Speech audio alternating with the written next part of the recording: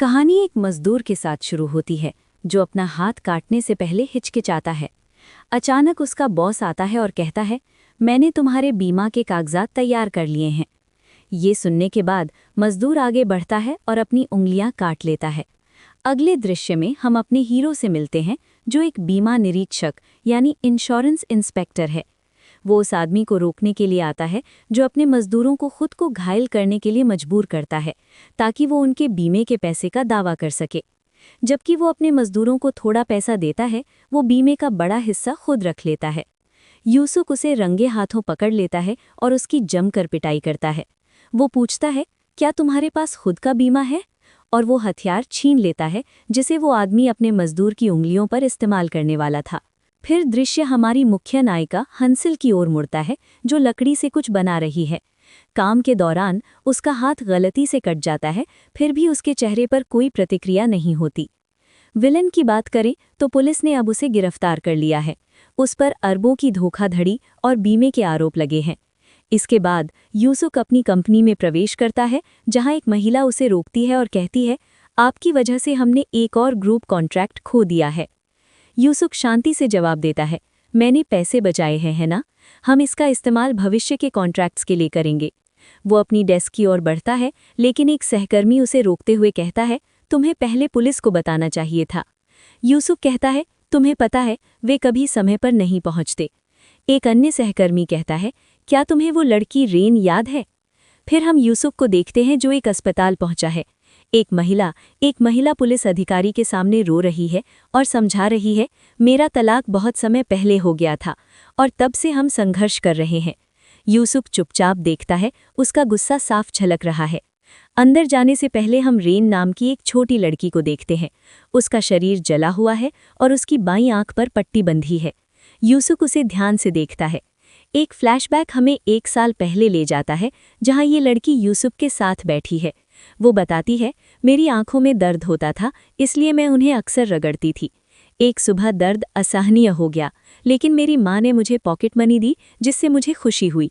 वो आपको एक सिक्का देती है और कहती है, आप इससे वीडियो गेम खेल सकते हैं। यूसुफ सिक्का ले लेता है, लेकिन वो स्पष्ट रूप से गुस्से में है। वर्तमान में वापस आने पर यूसुफ दुखी और हताश दिखता है। लड़की उसे ये कहकर सांत्वना देने की कोशिश करती है कि ये सिर्फ एक दुर्घटना थी। वो आगे बताती है कि उसने गलती से अपने ऊपर नूडल्स गिरा लिए थे। उसी समय यूसुफ लड़की की माँ के पास पहुंचता है जो कार खरीदने की बात कर रही है। यूसुफ उसका सामना करते हुए कहता है, कि आपको पता है कि आपको कितना बीमा पैसा मिलने वाला है? आंखों की रोशनी जाने के लिए 5 मिलियन और जलने के लिए 7 मिलियन। ये साफ हो जाता है कि रेन की माँ ने बीमा के पैसे हड़पने के लिए ये सब जानबूझकर किया था। यूसुफ आग बबूला हो जाता है। वो चिल्लाता है, मैं सुनिश्चित करूंगा कि तुम जेल जाओ। फिर दृश्य एक शाही नीलामी घर यानी ऑक्शन हाउस में बदलता है जो पेंटिंग से भरा है। यहाँ पर मिस किम नाम की एक कर्मचारी है और उसके बगल में एक आदमी पेंटिंग्स में से एक की प्रशंसा कर रहा है। इसी बीच हमारी नायिका हंसिल अपने ड्रेसिंग रूम में एक धारदार औजार पकड़े हुए हैं। वो नीलामी में जाती है और पेंटिंग को फाड़ देती है। नीलामी शुरू होने से पहले वो कर्मचारियों को इसे हटाने का निर्देश देती है। मिस किम उसे रोकती है और पूछती है, तुमने ऐसा क्यों किया? हंसिल बताती है, पेंटिंग नकली थी। अगर ये बिक जाती तो हमें कानूनी परिणामों का सामना करना पड़ता और आपसे भी पूछताछ की जाती। हंसिल गुस्सा हो जाती है और पलटवार करती है कि तुम्हें तो ये भी नहीं पता कि कौन सी पेंटिंग असली है और कौन सी नकली। दरअसल हंसिल रॉयल ऑक्शन, जो देश का प्रमुख आर्ट नीलामी घर है, वहां की मुख्य आर्ट नीलामकर्ता और टीम लीड है। दृश्य यूसुफ की ओर कटता है जो एक स्मारक के सामने खड़ा है जहां लड़की की अस्थियां रखी गई हैं। लड़की की तस्वीर से ऐसा लगता है जैसे वो उसकी बहन थी। फिर हम अतीत के फ्लैशबैक में जाते हैं। यूसुफ उसके शरीर के पास रो रहा है। पास में एक आदमी खड़ा थोड़ा मुस्कुरा रहा है। ये आदमी उसका मंगेतर या पति हो सकता है। फिर कहानी अदालत का एक दृश्य दिखाती है जहां लड़की की मौत को दुर्घटना घोषित कर दिया जाता है। जिम्मेदार आदमी को छोड़ दिया जाता है जिससे यूसुफ क्रोधित हो जाता है। वो उस पर लगभग हमला ही करने वाला था। वर्तमान में वापस आने पर हम यूसुफ को दौड़ते हुए एक स्थान पर पहुंचते हुए देखते हैं जहां एक बुजुर्ग जोड़ा अपना सामान उतार रहा है। एक और फ्लैशबैक यूसुफ को उसकी बहन के अंतिम संस्कार में दिखाता है। उसकी बहन ने उसे बताया था कि वो अपने बॉयफ्रेंड के साथ बाहर जा रही है। फिर यूसुफ कुछ बीमा दस्तावेजों की जांच करता है। ये पता चलता है कि उसका बॉयफ्रेंड योंगसू नॉमिनी है, जिसका मतलब है कि उसकी मौत के बाद सारा बीमा पैसा उसे विरासत में मिलेगा। एक और दृश्य योंगसू को अदालत से बाहर निकलते हुए दिखाता है, जिसे उसकी संलिप्तता के लिए 1 साल की सजा मिली है। वर्तमान में यूसुफ अभी भी सब कुछ देख रहा है। वो खुद से कहता है, इस बार मैं धोखा नहीं खाऊंगा।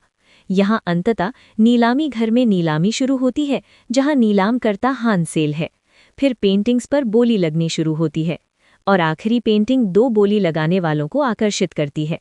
अंत में एक आदमी इसे 5.3 बिलियन की भारी भरकम राशि में जीत लेता है। नीलामी के बाद पार्टी शुरू होती है।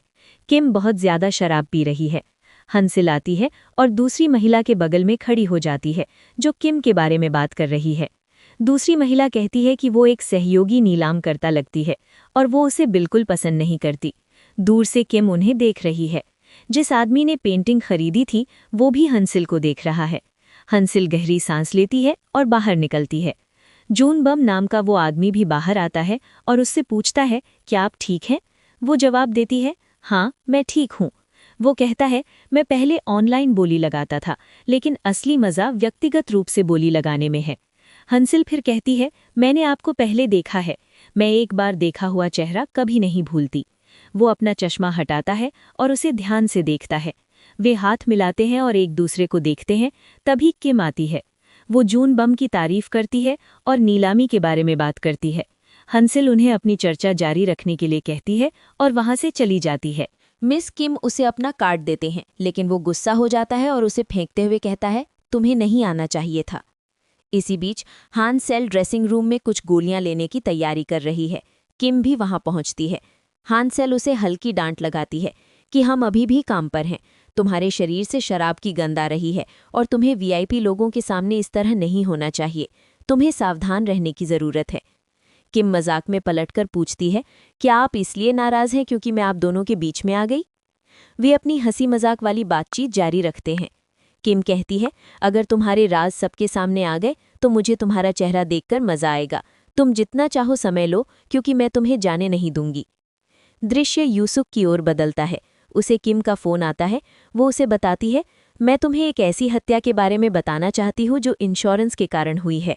वो उसे अपना पता देती है और कहती है कि वो उसे सब कुछ समझा देगी। यूक अपने कमरे से बाहर निकलता है और इंस्पेक्टर जू यांग को सोफे पर लेटा हुआ पाता है। वो उसे सब कुछ बताता है और वो उसके साथ जाने के लिए तैयार हो जाती है। वे एक होटल के बेसमेंट में पहुंचते हैं।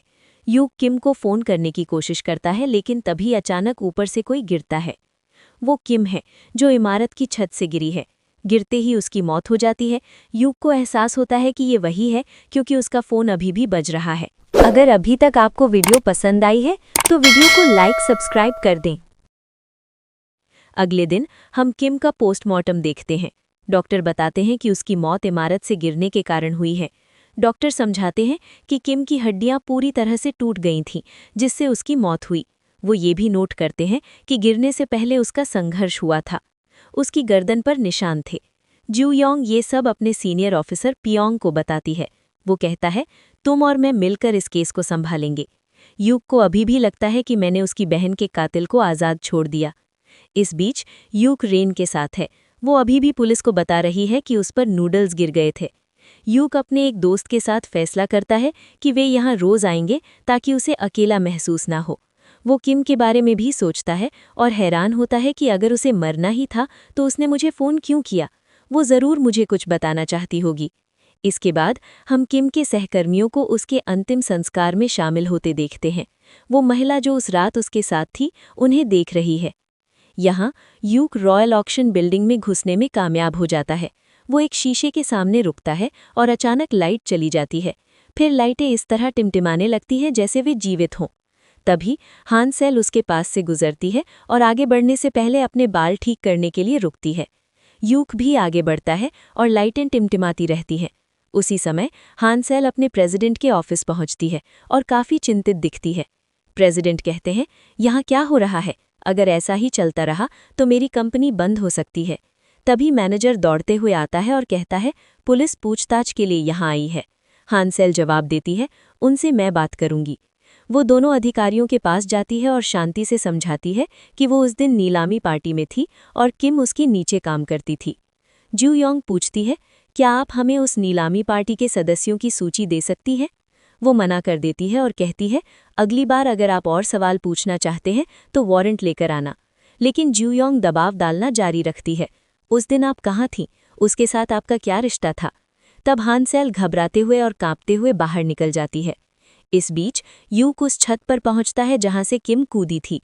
वॉशरूम में हम हान सेल को गोलियां लेते समय कांपते हुए देखते हैं। फिर हम देखते हैं कि पियोंग और जू यांग दोनों आगे की तैयारी कर रहे हैं। उसी समय यूक वहां आता है।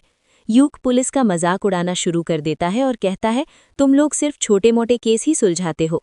पियोंग, जो उसका सीनियर है, उस पर गुस्सा हो जाता है। फिर वे दोनों चले जाते हैं। इसके बाद जू योंग यूक से बात करती है और बताती है कि किम काफ़ी समय से डिप्रेशन से जूझ रही थी और उसका इलाज चल रहा था। वो अपनी सीनियर ऑफिसर हान सेल का भी जिक्र करती है, जो बहुत बदतमीज़ थी। फिर वो यूक को हान सेल की एक फ़ोटो भेजती है। जब यूक फ़ोटो देखता है तो वो उसे पहचान लेता है कि ये वही महिला है जिसे उसने पहले बिल्डिंग में देखा था। वो तुरंत उसके बारे में जानकारी जुटाना शुरू कर देता है। इस बीच हम यूक को किम के अंतिम संस्कार में देखते हैं। हान सेल भी वहां मौजूद हैं। यूक चुपचाप बैठा है, जबकि किम के सहकर्मी पास ही में हैं। एक कर्मचारी रोते हुए कहती है, मिस किम ऐसा नहीं करती, उनका प्रमोशन होने वाला था। यूक हान सेल को जाते हुए देखता है और उसका पीछा करने का फैसला करता है। बाहर हंसोल अपनी कार शुरू करने की कोशिश कर रही है, लेकिन वो चालू नहीं होती। युक मदद के लिए आगे आता है। जैसे ही वो गाड़ी चलाकर दूर जाती है, वो जाते समय युक को देखती है। फिर युक हंसिल के बारे में रिकॉर्ड चेक करता है और उसे पता चलता है कि उसे बीमा के माध्यम से लगभग 70 करोड़ रुपए मिलने वाले थे। वो उस आदमी को फ़ोन करता है, लेकिन उसे पता चलता है कि उसकी मौत हो चुकी है। बाद में हम हंसोल को अपने मंगेतर के बगल में योंगसू नाम के एक व्यक्ति के साथ वीडियो देखते हुए देखते हैं। यहाँ युक को पता चलता है कि उस व्यक्ति की मृत्यु 10 दिन पहले हुई थी। युक जुओंग से मिलता है और बताता है कि कोई हंसिल की जगह लेने की कोशिश कर रहा था। वो जुओंग से हंसिल के मंगेतर की मौत की जांच करने के लिए कहता है। जुओंग बाद में पुष्टि करता है कि उसकी मौत डूबने से हुई थी। अगले सीन में यूसुफ हंसिल से मिलने जाता है। वो उसे अपना कार्ड देता है और कहता है, मैं एक जीवन बीमा जांच करता हूँ। मैं यहाँ ये पता लगाने आया हूँ कि ये हत्या थी या आत्महत्या। हंसिल जवाब देती है, आप पुलिस की तरह क्यों बात कर रहे हैं? मैंने पहले ही उन्हें वो सब बता दिया था जो मैं जानती थी। आपने ज़रूरत से ज़्यादा ही बता दिया, ये सोचते हुए कि आप अपना काम कर रहे थे। इसी बीच जुओंग को मिस किम की हत्या के बारे में किसी का फ़ोन आता है, जो उसे बताता है कि ये एक हत्या है, आत्महत्या नहीं। वापस यूसुफ के पास वह हंसेल से उसके मंगेतर के बारे में बात करता है। वह कहता है, उसकी मौत 10 दिन पहले नदी में हुई थी और आपको 70 करोड़ 700 मिलियन का लाभ मिलने वाला था। क्या आप जानती थी कि मरने से पहले उसने पॉलिसी रद्द कर दी थी? हंसेल कहती है, हाँ मुझे पता था। आपको क्या लगता है कि मैंने पैसे के लिए अपने मंगेतर को मार डाला? आप इसे मिस किम से कैसे जोड़ रहे हैं? यूसुफ शांति से जवाब देता है, मैं लोगों को सूंघ कर बता सकता हूँ कि क्या वे पैसे के लिए कुछ भी करेंगे। ये सुनकर हंसेल हल्का सा मुस्कुराती है। अगर आपको अभी तक स्टोरी पसंद आई है और आप इसका अगला भाग देखना चाहते हैं, तो वीडियो को सब्सक्राइब करें रेड बटन दबाकर। जैसे ही नेक्स्ट पार्ट लोड होगा, आपको दिखाई देगा।